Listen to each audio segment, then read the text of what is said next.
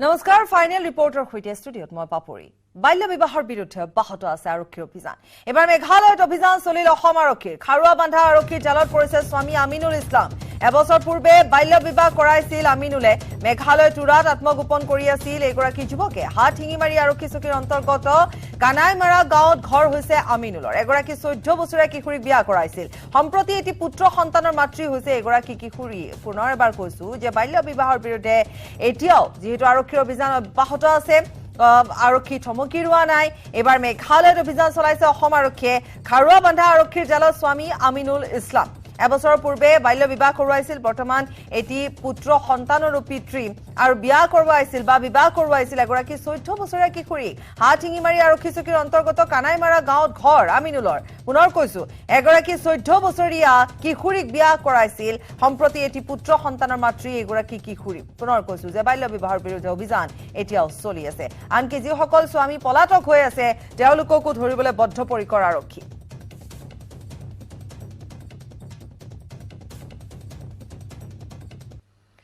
আন এটা গুৰুত্বপূৰ্ণ খবৰ চাকৰি সাক্ষাৎকাৰলৈ আহি সন্ধানহীন হল এজন যুৱক সন্ধানহীন হৈছে যুৱক ডিমোৰ উখাপুৰ গাঁৱৰ জিন্তু চেতিয়া 22 মাৰ্চৰ পৰা সন্ধান নাই জিন্তু চেতিয়াৰ যুৱকজনৰ হোৱাটছআপ ষ্টেটাছ লৈও এতিয়া ৰহস্যৰ সৃষ্টি হৈছে সকলোকে বহুত মিছ কৰিম বুলি ষ্টেটাছ দিছিল ঘটনাৰ পাছৰে পৰা সুইচ অফ হৈ আছে মোবাইল ফোনৰ আৰক্ষীয়ে যুৱকজনৰ ঘৰত উপস্থিত হোৱাৰ লগতে তদন্ত অব্যাহত ৰাখিছে ডিব্ৰুগড়ত অনুষ্ঠিত চাকৰি সাক্ষাৎকাৰৰ বাবে যুৱকজন ওলাই আহিছিল ডিমোৰ পৰা তাৰ পিছতে যুৱকজনে হোৱাটছআপত এটা ষ্টেটাছ দিছিল আৰু সেই ষ্টেটাছত উল্লেখ কৰিছিল যে সকলোকে তেওঁ মিছ কৰিব গতিকে এই কথাখিনিক লৈ ষ্টেটাছত লৈ এটা ৰহস্যৰ সৃষ্টি হৈছে আৰু কাৰণ চাকৰি সাক্ষাৎকাৰ দিবলৈ অহাৰ প্ৰায় যুৱকজন যেহেতু সন্ধানহীন হৈ আছে যুৱকজনৰ ঘৰ হৈছে ডিমোৰ উখাপুৰ গাঁৱৰ আৰু যুৱকজনৰ নাম হৈছে জিন্তু চেতিয়া 22 মাৰ্চৰ পৰা জিন্তু চেতিয়া সন্ধানহীন হৈ আছে আৰু পুনৰ এবাৰ কৈছো যে তেওঁৰ যেটো হোৱাটছআপ ষ্টেটাছ তাকে লৈ এটা ৰহস্যৰ সৃষ্টি হৈছে তেওঁ তাত লিখিছিল যে সকলোকে বহুত মিছ কৰিম আৰু তাৰ পিছৰে পৰা তেওঁৰ মোবাইলৰ সুইচ অফ হৈ আছে গতিকে পৰিয়ালবৰ্গ যথেষ্ট চিন্তিত হৈ পৰিছে আৰক্ষী খবৰ দিছে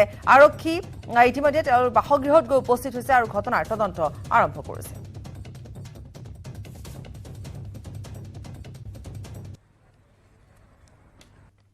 জিন্তু চেতিয়া ই 22 তাৰিখৰ দিনাখন সন্ধানহীন হৈছে প্ৰায় পুৱা 6টা মান বজাতে ইণ্টাৰভিউ দিবলৈ যাওঁ বুলি ডিব্ৰুগড়লৈ গ'ল আজি পৰ্যন্ত ঘূৰি অহা নাই আমাৰ কথা হ'ল কি যিকোনো উপায়ে আমি ভতিজাটোক সুকলমে আমি বিচাৰিছোঁ সি প্ৰায় মানে 10টা 27ত বুলিছে মোৰতো তেনেকুৱা এণ্ড্ৰইড মোবাইল নাই আনে কোৱাত মানে দেখিছোঁ স্ক্ৰীনশ্বট হেৰি এটা দিছে তাত মই চবকে বহুত মিছ কৰিম বুলি দিছে আৰু সেই বস্তুটো পাই প্ৰায় আমি 9টামান বজালৈকে ঘৰত বাট চালোঁ যে সি ঘূৰি আহক ঘৰলৈ আহক বুলি তাৰ আগতো আমি তালৈ মানে ফোনটো মাৰি চাইছোঁ ফোনটো চুইচ অফ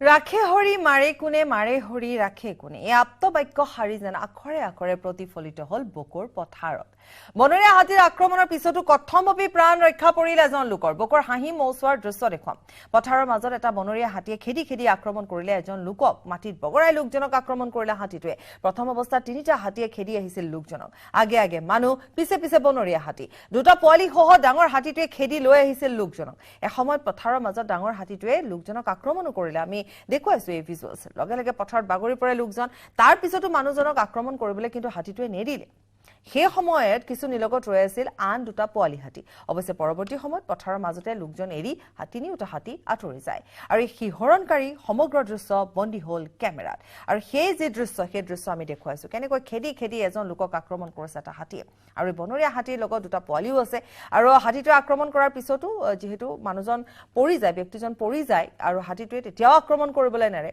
আৰু এটা সময়ত হাতীটোৱে বা সেই 3টা হাতী দুটা পোৱালি হাতী যেহেতু আছে তিনিওটা হাতী সেই স্থানৰ পৰা আঁতৰি যায় আৰু এই লোকজন ৰক্ষা পৰে আমি প্ৰথম অৱস্থাত দেখুৱাইছো যে এটা বনৰীয়া হাতীয়ে কেনেকৈ এই লোকজনক খেদি খেদি আক্ৰমণ কৰিছে চাওক কিন্তু লোকজন ৰক্ষা পৰিছে সৌভাগ্যক্ৰমে তেওঁ ৰক্ষা পৰিছে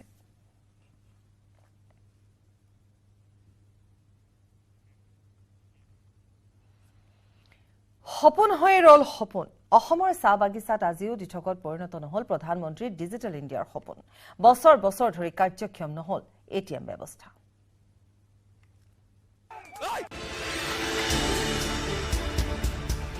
চাহ বাগিচাৰ শ্ৰমিকক ডিজিটেলাইজ পদ্ধতিৰে সাপ্তাহিক মজুৰি প্ৰদানৰ যে সিদ্ধান্ত সেয়া ধোঁৱাচাঙত পৰিণত হল নেকি কিয় আজিও বাস্তৱ হোৱা নাই বাগিচাৰ ATM ব্যৱস্থাৰ সপোন? ৰাজ্যত এতিয়াও চাহ বাগিচাত শ্ৰমিকৰ সাপ্তাহিক মজুৰি নগদ ৰূপেৰেই প্ৰদান কৰি থকা হৈছে। যেন প্ৰধানমন্ত্ৰীৰ ডিজিটেল ইণ্ডিয়াৰ সপোনত চেঁচা পানী ঢালি দিছে এক অদৃশ্য শক্তিয়ে। গহপুৰত 9খনকৈ চাহ বাগিচা আছে, কিন্তু এই চাহ বাগিচাসমূহত আজিও ATM সম্পূৰ্ণ হৈ নুঠিল। চাহ শ্ৰমিকে আজিও শাৰী পাতি লেবাৰ পেমেণ্ট ল'বলগীয়া হয়। এইসকল দুৰ্ভগীয়া চাহ শ্ৰমিকে ডিজিটেল ইণ্ডিয়াৰ সপোন দেখিছিল, কিন্তু সেয়া বাস্তৱ হৈ নুঠিল। আজি প্ৰায় 5 বছৰ হৈ গ'ল এই গৃহটি পৰিত্যক্ত অৱস্থাত আছে, কিন্তু আজিলৈকে কোনো ধৰণৰ ইয়াত ATM স্থাপন কৰিবলৈ দেখা পোৱা নাই বা কোনো ধৰণৰ কোনো ব্যক্তি আহি কিংবা আজিলৈকে একোৱে কৰা দেখা নাই। ইফালে নুমলীগড়ৰ ধলাগুৰি চাহ বাগিচাত অসমৰ প্ৰথমটো চাহ বাগিচাৰ ATM স্থাপন হৈছিল, কিন্তু আজিও চাহ বাগিচাৰ শ্ৰমিকৰ দৰমহা নগদ ধনেৰে প্ৰদান কৰি থকা হৈছে। আপোনালোকৰ বাগানতো প্ৰথম ATM স্থাপন হৈছিলে, সেই সময়ত আপোনালোক ওলাইছিলো তেতিয়া আমি ATMতে ওলাইছিলো। ইফালে মৰাণৰ হিংৰিজান চাহ বাগিচাতো অসাৰ প্ৰতিপন্ন হৈছে ডিজিটেল পেমেণ্ট ব্যৱস্থা। 5 বছৰ পূৰ্বে নিৰ্মাণ কৰা ATM গৃহ আজিও ব্যৱহৃত নহ'ল। আজিলৈকে চৰকাৰী বিষয়ববীয়াও আহি সোধ পোছাক কৰা নাই, আৰু এইটো বৰ পৰিতাপৰ বিষয় হৈ আছে আৰু আমাৰ চাহ শ্ৰমিকৰ কাৰণে দুখলগীয়া বিষয় হৈ আছে। কিয় আজিও অধিকাংশ বাগিচাত কাৰ্যক্ষম হৈ নুঠিল ATM ব্যৱস্থা? এই ক্ষেত্ৰত কি কয় অসমৰ অন্যতম চাহ জনগোষ্ঠীয় সংগঠন সদৌ অসম চাহ জনজাতি ছাত্ৰ সন্থাই? চাহ শ্ৰমিকৰ উন্নয়ন আৰু চাহ শ্ৰমিকৰ সপোন বাস্তৱায়িত কৰাৰ বাবে যিখিনি পদক্ষেপ ঘোষণা কৰে আচলতে সেইবোৰ আমি হাতে কামে দেখা নেপাওঁ। Bureau' report, news 18, Assam north east. Rahul গান্ধীৰ মানহানিৰ গোচৰ আৰু সাংসদ পদ সন্দৰ্ভত প্ৰতিক্ৰিয়া প্ৰকাশ কৰিছে মুখ্যমন্ত্ৰী হিমন্ত বিশ্ব শৰ্মাই। ইফালে সাংসদ পদ খাৰিজ সন্দৰ্ভত প্ৰথমবাৰলৈ সংবাদ মাধ্যমৰ সন্মুখীন হ'ল ৰাহুল গান্ধী। ৰাহুল গান্ধীয়ে ক্ষমা বিচাৰিব লাগিছিল। He should have rendered apology immediately after that speech. গান্ধীয়ে কাকো ক্ষমা নোখোজে। मेरा नाम गांधी है, गांधी किसी से माफी नहीं मांगता। ৰাহুল গান্ধীৰ সাংসদ পদ খাৰিজ হোৱাক লৈ উত্তাল দেশৰ ৰাজনীতি। কংগ্ৰেছকে ধৰি কেইবাটাও দলে দেশৰ ভিন্ন প্ৰান্তত সাব্যস্ত কৰিছে প্ৰতিবাদ। তাৰ মাজতে সাংসদ পদ খাৰিজ হোৱাৰ পিছত শনিবাৰে প্ৰথমবাৰলৈ সংবাদমেল সম্বোধন কৰিলে কংগ্ৰেছ নেতা ৰাহুল গান্ধীয়ে। ক'লে ৰাহুল গান্ধীয়ে কাকো ভয় নকৰে। ৰাহুল গান্ধীৰ সাংসদ পদ খাৰিজে প্ৰতিবাদী কণ্ঠ ৰুদ্ধ কৰিব নোৱাৰে। দেশবাসীৰ বাবে যিকোনো ত্যাগৰ বিনিময়ত মাত মাতি যাব ৰাহুল গান্ধীয়ে। I am here defending the democratic voice of the Indian people. I will continue to do that. I am not scared of these threats, of these disqualifications, of these allegations, of these prison sentences. I don't care. I'm not scared of them. লগতে ৰাহুল গান্ধীয়ে অভিযোগ আনিলে প্ৰধানমন্ত্ৰীৰে আদানীৰ সম্পৰ্কক লৈ কৰা প্ৰশ্নৰ বাবেই বিজেপিয়ে ষড়যন্ত্ৰমূলকভাৱে কণ্ঠ ৰুদ্ধ কৰিব বিচাৰিছে ৰাহুল গান্ধীৰ। Right, and I will continue to ask the question, what is the Prime Minister's relationship with Mr. Adani? It is an old relationship. It is a relationship that began when he was Chief Minister of Gujarat. Mr. Adani constructed the idea of Resurgent Gujarat, organized all that. This is a partnership. কিন্তু এইখন সংবাদ মেলতে ৰাহুলে যেন ধৈৰ্য হেৰুৱাই পেলালে। সাংবাদিককে কৰি ল'লে আক্ৰমণৰ লক্ষ্য। पहला आपका अटेम्प्ट वहां से आया, दूसरा आपका अटेम्प्ट यहां से आया, तीसरा आपका अटेम्प्ट यहां से आया। आप इतनी डायरेक्टली बीजेपी के लिए क्यों काम कर रहे हो? थोड़ी डिस्कशन से करो यार, थोड़ा घूम घाम के पूछो। तो please if you want to work for the BJP, then bring a BJP flag symbol here and put it on your chest. Then I'll answer you the same way I answer them. Don't pretend to be a pressman. Rahul গান্ধীৰ সাংসদ পদ খাৰিজক গণতন্ত্ৰক চাহৰুদ্ধ কৰা বুলি তীব্ৰ ভাষাৰে সমালোচনা কৰিলে কংগ্ৰেছ নেতৃত্বই। That Shri Rahul Gandhi has been speaking out fearlessly inside and outside Parliament. He has spoken on social issues, on economic issues, on political issues without any fear or inhibition, frankly and candidly through you to India. Rahul গান্ধীৰ বিৰুদ্ধে গুজৰাট আদালতত তৰা মানহানি গোচৰ অতি গতি শক্তিৰে চলা বুলিও কটাক্ষ কৰে জ্যেষ্ঠ কংগ্ৰেছ নেতাগৰাকীয়ে। चीफ जुडिशियल मैजिस्ट्रेट सुनवाई शुरू होती है, 17 मार्च को जजमेंट रिजर्व होता है और 23 मार्च को जजमेंट आता है। क्रोनोलॉजी समझिए, बाप रे, ये तो बुलेट ट्रेन से भी ज्यादा गति से चला है। আনহাতে অসমৰ মুখ্যমন্ত্ৰী ডক্টৰ হিমন্ত বিশ্ব শৰ্মাই ৰাহুল গান্ধীৰ সাংসদ পদ খাৰিজ সন্দৰ্ভত প্ৰতিক্ৰিয়া প্ৰকাশ কৰি ক'লে ইয়াৰ ৰাজনীতি নহয়, ন্যায়িক বিষয়। ৰাহুল গান্ধীয়ে ক্ষমা বিচাৰিব লাগিছিল। ৰাহুল গান্ধীয়ে ক্ষমাও নুখুজিলে, মন্তব্যও প্ৰত্যাহাৰ নকৰিলে। ভুল কৰিলে শাস্তি পাবই। একে সময়তে ৰাহুল গান্ধীক লড়াকু বিমান আখ্যা দিলে অসমৰ মুখ্যমন্ত্ৰীগৰাকীয়ে। He should have rendered apology immediately after that speech. The matter would have been closed. But Rahul Gandhi has not apologized, neither withdraw the comments against the community for long 5 years. जहाँ तक disqualification का बात था, जो ordinance लाया गया था कि तुरंत डिस्क्वालिफिकेशन ना हो, वो तो राहुल गांधी खुद ही तोड़ दिया है। If Karma strike him back, तो उसमें हमारा क्या गलती है? सो अगर आपको कर्मा है स्ट्राइक यू बैक, उसमें हमारा क्या प्रॉब्लम है? ৰাহুল গান্ধীৰ সাংসদ পদ খাৰিজৰ পিছতে শুকুৰবাৰে কংগ্ৰেছ নেতাৰ বৈঠকৰ পাছত তীব্ৰ প্ৰতিক্ৰিয়া প্ৰকাশ কৰে ভগ্নী প্ৰিয়ংকা গান্ধীয়েও। मेरे भाई ने अदानी का मुद्दा उठाया, सवाल पूछे संसद में, इसीलिए ये सब हुआ है। जो केस, जिस केस का स्टे कंप्लेनेंट ने खुद मांगा था, 1 साल से स्टे था, अदानी पे जो भाषण दिया मेरे भाई ने, उसके बाद अचानक उस केस को जिंदा क्यों किया? News desk report, news 18 Assam north east. আৰু কেইবাটাও গুৰুত্বপূৰ্ণ খবৰৰ সৈতে উভতি আহিম এটি বিৰতিৰ পাছত। परिवर्तन लोग अपने सामने देख रहे हैं, अपने जीवन में देख रहे हैं।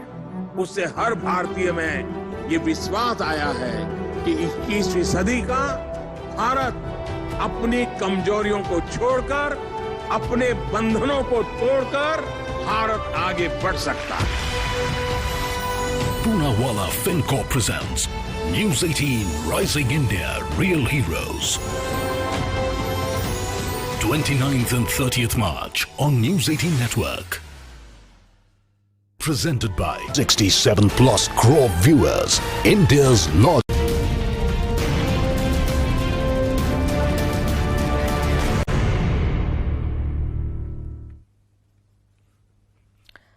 স্বাগতম বিৰতিৰ পাছত। মুখ্যমন্ত্ৰীক আটাইতকৈ ভয় কৰে কোন মন্ত্ৰী? মুখ্যমন্ত্ৰীক ভয় খোৱাৰ কাৰণ তেজপুৰত ৰাজহুৱা কৰিলে মন্ত্ৰী পীযুষ হাজৰিকাই।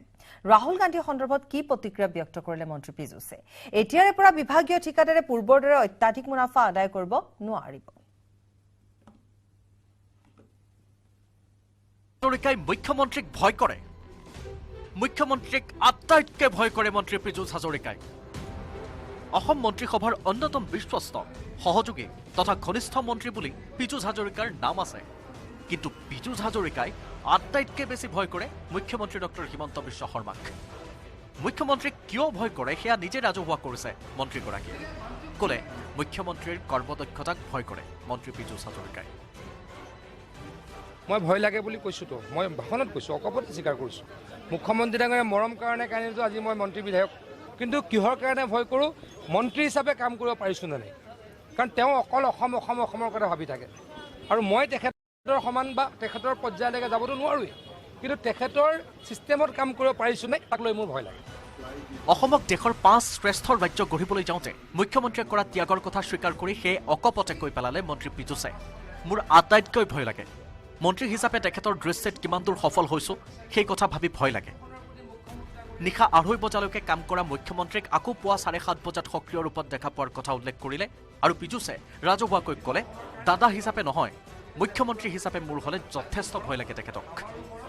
মুখ্যমন্ত্ৰী ডাঙৰীয়াই 2:30-3টালৈকে কাম কৰে, ৰাতিপুৱা আৰু 7:30টাৰ পৰা কাম কৰে। আজি 3 দিনৰ আগত 2:30 বজাত মোক এটা হোৱাটছআপ দিছে, ৰাতিপুৱা 8টা বজাত মই ৰিপৰ্ট কৰিছোঁ। গতিকে মুখ্যমন্ত্ৰী ডাঙৰীয়া অসমৰ কাৰণে কাম কৰি নুশুৱে, এইটোতো মই সকলোতকৈ ভালকৈ জানো। ভয় লাগে নেকি সেইকাৰণে? মই ভয় লাগে বুলি কৈছোঁতো, মই ভাষণত কৈছোঁ, অকপতে স্বীকাৰ কৰিছোঁ। তেজপুৰ জলসম্পদ বিভাগৰ উদ্যোগত আয়োজিত এটা অনুষ্ঠানত পীযুষ হাজৰিকাই মুখ্যমন্ত্ৰীৰ দৰে টাৰ্গেট কৰি ল'লে বিভাগীয় ঠিকাদাৰক ক'লে এতিয়াৰে পৰা কাম কৰিলে পূৰ্বৰ দৰে অধিক মুনাফা আদায় কৰিব নোৱাৰিব ঠিকাদাৰ হিচাপে কামৰ বিনিময়ত প্ৰয়োজনীয় কমিছনহে লাভ কৰিব নিউজ 18 অসম নৰ্থ ইষ্টৰ উদ্যোগত গুৱাহাটীত ৱাকাথন লিংগ সমতাৰ সজাগতাৰ সৃষ্টিৰ বাবে এক অভিনৱ প্ৰয়াস আমি হাতত লৈছো গতিকে লাভ কৰোঁ আহক সম অধিকাৰ আৰু সুযোগৰ সুবিধা অধিক সমতাপূৰ্ণ এখন সমাজ গঢ়াৰ বাবে এক খোজ 26 মাৰ্চৰ পুৱা 5 বজাৰ পৰা আমাৰ সৈতে যোগদান কৰক নেহেৰু ষ্টেডিয়ামত অৰ্থাৎ doctor B Barua road Guwahati আহক পঞ্জীয়ন কৰক পঞ্জীয়ন কৰি প্ৰেৰণ কৰক আপোনাৰ নাম বয়সৰ সৈতে আপোনাৰ ফোন নম্বৰ ফোন কৰক 6900361826 মোবাইল নম্বৰ